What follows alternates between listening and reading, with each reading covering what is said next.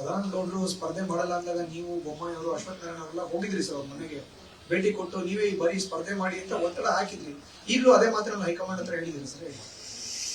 ನಮ್ಮ ಅಭಿಪ್ರಾಯವನ್ನ ನಾವು ತಿಳಿಸಿದ್ರಿ. ನಾವು ಬೆಂಗಳೂರಲ್ಲಿ ಏನ್ ತಿಳಿಸಿದ್ರು ಅದೇನೇ ಅಭಿಪ್ರಾಯವನ್ನು ಕೂಡ ನಾವು ಕೇಂದ್ರದಲ್ಲಿ ತಿಳಿಸಿದ್ರಿ. ಆದ್ರೆ ನಮ್ಮ ಕೇಂದ್ರೀಯ ನಾಯಕರು ಏನ್ ಸರ್ವೆ ಬಂದಿದೆ, ಸರ್ವೆ ರಿಪೋರ್ಟು ಇವೆಲ್ಲವನ್ನ ನೋಡಿ ಅಂತಿಮವಾಗಿ ತೀರ್ಮಾನ ಮಾಡ್ತಾರೆ. ಅವರು ಯಾವುದು ತೀರ್ಮಾನವನ್ನ ಕೇಂದ್ರದ ನಾಯಕರು ಮಾಡ್ತಾರೋ ಆ ಪಟ್ಟಿಗೆ ಅವರನ್ನ ಗೆಲ್ಸುವಂತದಕ್ಕೆ ನಾವೆಲ್ಲರೂ ಕೂಡ ಕೆಲಸ ಮಾಡಬೇಕು. ಆ ರೀತಿಯ ಕೇಡರ್ ಬಿಜೆಪಿಯಲ್ಲಿದೆ.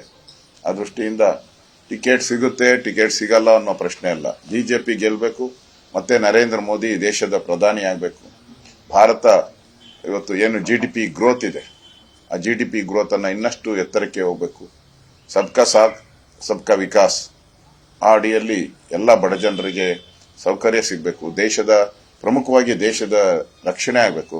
ಮತ್ತು ಈ ಭಯೋತ್ಪಾದನೆ ದಾಳಿಗಳೇನಿದೆ, ಈ ಭಯೋತ್ಪಾದನೆ ದಾಳಿಗಳನ್ನ ತಡೆಯುವಂತ ಶಕ್ತಿ ಇರುವಂತ ಒಬ್ಬ ವ್ಯಕ್ತಿ ಅಂದ್ರೆ ಅದು ನರೇಂದ್ರ ಮೋದಿ ಒಬ್ಬರೇ. ಆ ದೃಷ್ಟಿಯಿಂದ ರಾಜ್ಯದ ಜನ, ದೇಶದ ಜನ, ಕಾಶ್ಮೀರ್ ಇಶ್ಯೂ ಇರ್ಬೋದು, ರಾಮ ಮಂದಿರ ಇರ್ಬೋದು, ಭಯೋತ್ಪಾದಕರ ಅಟ್ಟಹಾಸವನ್ನ ಮಟ್ಟ ಹಾಕೋದ್ರಲ್ಲಿ ನರೇಂದ್ರ ಮೋದಿ ಯಾವ ರೀತಿ ಸಫಲರಾಗಿದ್ದಾರೆ, ಇವೆಲ್ಲನೂ ಕೂಡ ಚುನಾವಣೆ ಇಶ್ಯೂ ಆಗಿದೆ.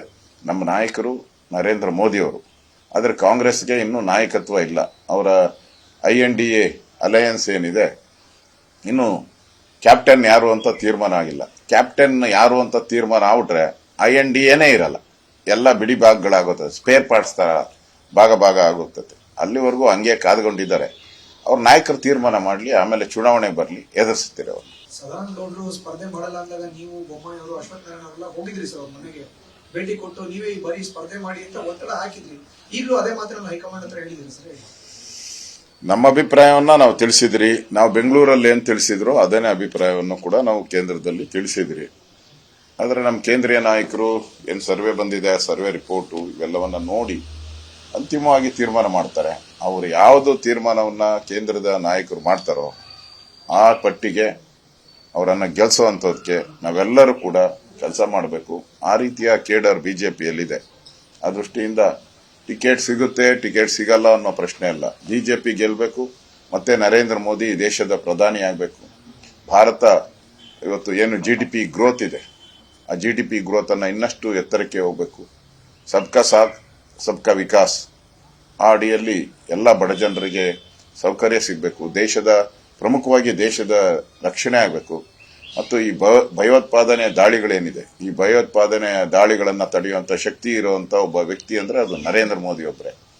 ಆ ದೃಷ್ಟಿಯಿಂದ ರಾಜ್ಯದ ಜನ, ದೇಶದ ಜನ, ಕಾಶ್ಮೀರ್ ಇಶ್ಯೂ ಇರ್ಬೋದು, ರಾಮ ಮಂದಿರ ಇರ್ಬೋದು, ಭಯೋತ್ಪಾದಕರ ಅಟ್ಟಹಾಸವನ್ನ ಮಟ್ಟ ಹಾಕೋದ್ರಲ್ಲಿ ನರೇಂದ್ರ ಮೋದಿ ಯಾವ ರೀತಿ ಸಫಲರಾಗಿದ್ದಾರೆ, ಇವೆಲ್ಲನೂ ಕೂಡ ಚುನಾವಣೆ ಇಶ್ಯೂ ಆಗಿದೆ.